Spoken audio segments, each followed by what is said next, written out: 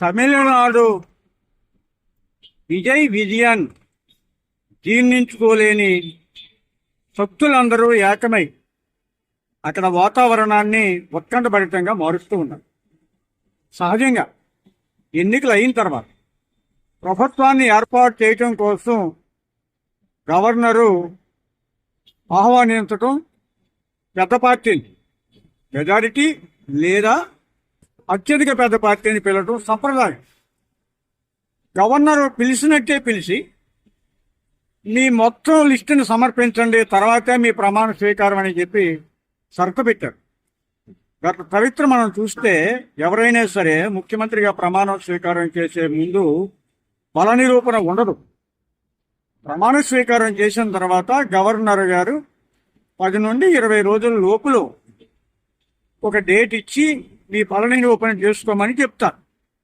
ఈరోజు అలా చెప్పాల్సినటువంటి బాధ్యత ఉన్నటువంటి గవర్నర్ గారు బీజేపీ ఆదేశాల మేరకు, మరొకసారి చెప్తున్నారు, బీజేపీ ఆదేశాల మేరకు ఇతనికి ఆటంకాలు కల్పించడం కోసం ఆయన ప్రమాణ స్వీకారానికి డేట్ ఇవ్వలేదు.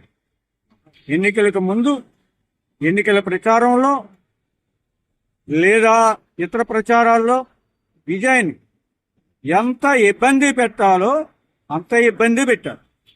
అన్నిటినీ అధిగమించి ప్రజల ఆదరణ పొంది ఇవాళ అధికారానికి చాలా దగ్గరలో ఉన్నటువంటి ఆయన్ని అధికారానికి దూరం చేయడం కోసం చాలా మంది ప్రయత్నిస్తున్నారు. ఇవాళ మేము ఒకటి చెప్పదలుచుకున్నాం. లౌకికవాదులు, ఈ లౌకికవాదులు ఈ దేశానికి చాలా అవసరం. విజయ్ ఎజెండా లౌకికవాద ఎజెండా, మతతత్వ వ్యతిరేక ఎజెండా. ఈ లౌకికవాదం పరిస్థితుల్లో ఎవరైనా సరే బయట నుంచి అయినా సరే మద్దతు ఇవ్వాల్సిన అవసరం ఉంది. అనేక సందర్భాల్లో ఈ దేశంలో లౌకికవాదులు ఒకళ్ళకొకళ్ళు విడివిడిగా పోటీ చేసిన శక్తులు కూడా బయట నుంచి కేంద్రంలోనూ మద్దతు ఇచ్చే, రాష్ట్రాల్లోనూ మద్దతు ఇచ్చే. ఉదాహరణకి ఒక దశలో